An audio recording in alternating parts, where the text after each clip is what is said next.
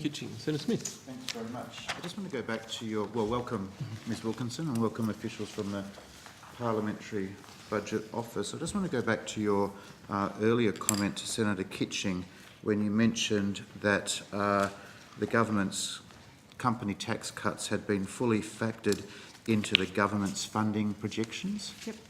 So I'd just like to start at the top, and I'm going to refer to the post-election report of election commitments, pages 1 through to 5. So, did the post-election economic and fiscal outlook document include the full financial impact of the government's policy to provide company tax cuts for all businesses? So I wasn't here at the last election, That's but correct, my understanding is that yes, it did. Correct? Yes. The answer is yes.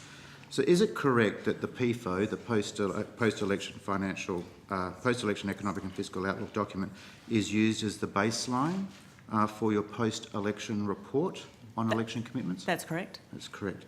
So did the PBO's post-election report, the document I referred to previously, of Labor's election commitments include the reversal of the tax cuts for businesses with a turnover greater than $2 million?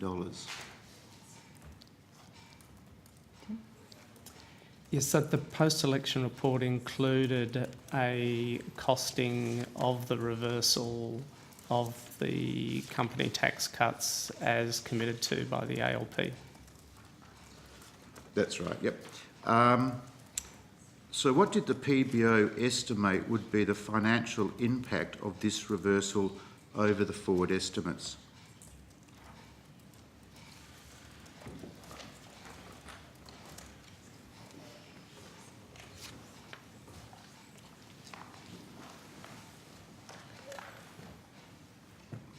Page 5, I think. Sorry? Page 5, I think. Oh, I have the costing. Colin Brown, First Assistant Parliamentary Budget Officer. The estimate of the impact of not proceeding with the company tax cuts over the forward estimates of the time was $4.38 billion. And that can be found at page 5 of the document that I referred to earlier. And the full costing is available on page 207 of that document. Great. So what did the PBO estimate would be the net impact of all of the opposition's election commitments, including the reversal of the company tax cut?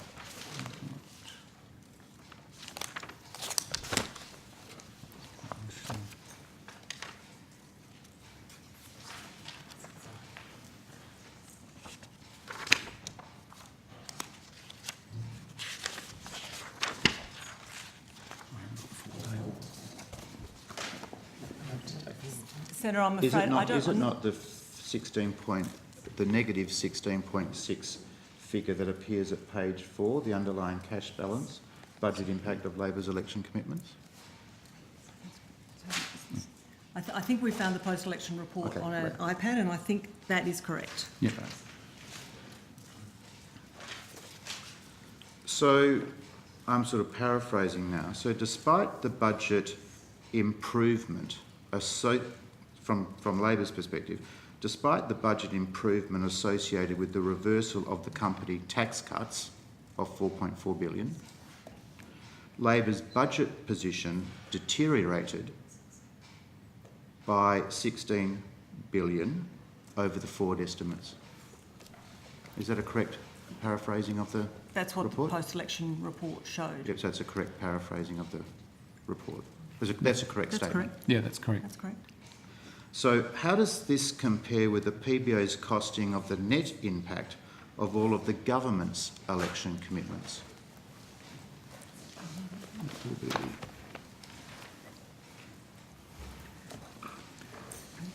Yeah. The government's underlying cash balance was an improvement of $1.1 billion. A surplus of Increase 1.1 in. billion. And that's at page 2 of the PBO's post-election document. Yes, that would be correct. So not an improvement in the forward estimates That's by right. $1.1 billion Yeah, over that's the right. forward estimates.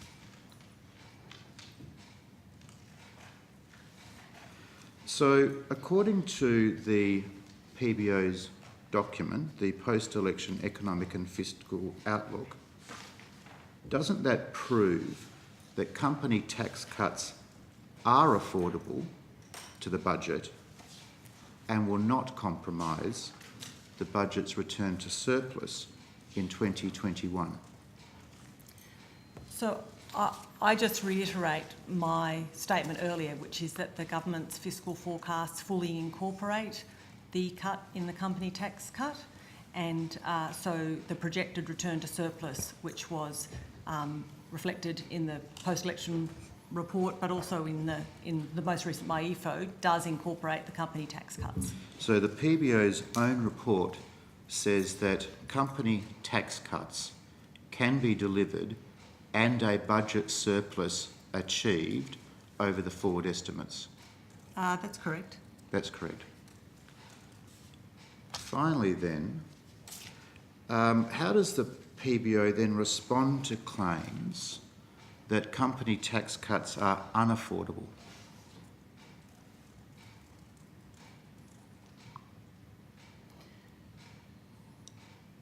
So as is always the case, it depends on what individuals consider are the priority for government spending and government taxation, and we don't make a comment about that.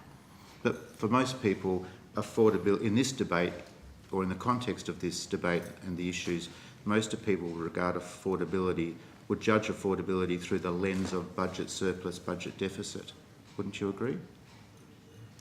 So certainly from the perspective of can you deliver a sustainable fiscal policy which includes the company tax cuts, the medium-term projections that the PBO has released show that there is a projected return to surplus, and that the surplus is projected to remain around, I think it's about 0.3% of GDP over the 10 years to 27, 28.